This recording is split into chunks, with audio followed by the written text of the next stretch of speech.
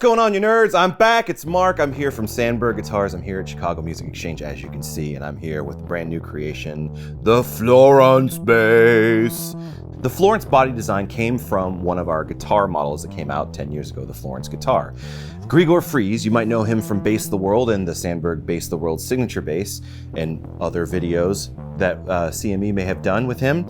He said we need to do this body shape is such a great retro look. We should make that into a bass.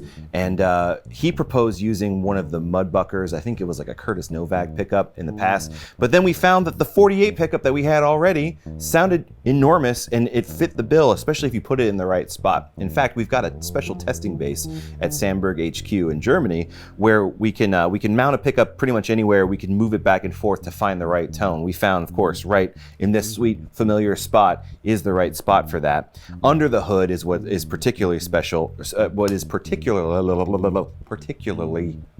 can't I say particularly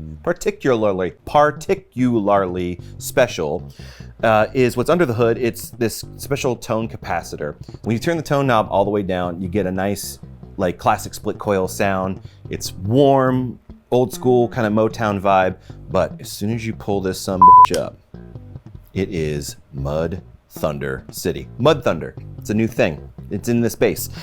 Think classic Mudbucker sound on steroids, like the Tim Bogert, like big, wild, and woolly. You won't hear a discernible difference if you turn the tone knob up and push it back in. It's really the tone difference is gonna come from when the tone knob is rolled all the way down and then you pull it up. You'll hear this sort of like mid-range slight dip in like the 600-ish hertz area, but that naturally kind of gives a boost to the lower frequencies and it just completely shatters windows and guts. I mean, people are gonna be pooping all over the place from all the thunder that you're giving them from this short little guy.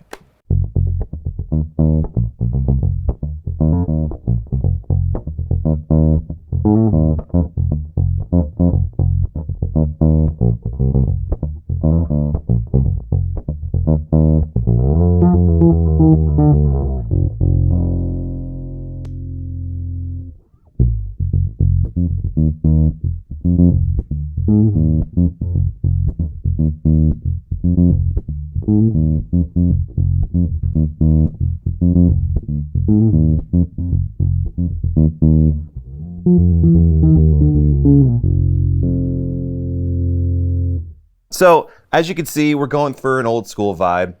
You know, CME definitely has that whole old school vintage retro vibe on lock. So this is a really obvious good fit for them. 30-inch scale. This particular one is our British Racing Green. All of our soft-aged models will come with an alder body and a maple neck, and you can choose either a maple fingerboard or a rosewood fingerboard, and of course dot inlays come standard with it. We've got 3 colors at the moment. We've got British Racing Green, we've got a ruby red, and we've got a tobacco sunburst, all of which will be available here at CME. And that's for the soft age finishes. We also have a matte finish, which is a natural mahogany, and that one is especially cool because it's a mahogany body, mahogany neck, and then a rosewood fingerboard as well. And that to me is like sort of the classic, you know, Mudbuckery sound and look and vibe that we were going for, and it's a lot of fun. Today I'm going to be playing this with personal favorite of mine, the Bergantino Forte D head. I use that on all of my gigs nowadays. It sounds fantastic. It does exactly what you need it to do. Even the drive channel on there kind of gives that sort of like flip top kind of sound with like the upper harmonic distortion without like sacrificing the low end. That's the crux of some of the tube amps out there. Jim Bergantino knocked it out of the park with that, for sure. Got that going through their NX V410. These cabs, it's kind of similar to the NXT series, it's just without the tweeter, and it has a bit more of a retro vibe to it. So you can sense a theme, right? Like new school, old school, kind of butting heads and kicking ass and making cool shit. Then the secret sauce today, which I'll do a little bit more of a deep dive in another video. We've got the Bergantino Super Pre. It's their new preamp. 3 banks, actually there's a shitload of banks. I think there's like 6 banks you can put on there or something. It's got a fuzz tone, it's got a distortion tone, it's got an overdrive tone, you got a brilliant clean sound, a lot of tonal shaping, really surprisingly easy to use with the format. Even just out of the box, you just turn the thing on and like the 4-band EQ that you can adjust It sounds fantastic. The compressor built in, the VRC compression technology that Jim uses just sounds perfect without squashing everything too much, without making like the upper register ring out for days or too much and get it out of control. A lot of really amazing control and tones out of that pedal in a very, very simple format, which I know a lot of bass players are looking for. So without further ado,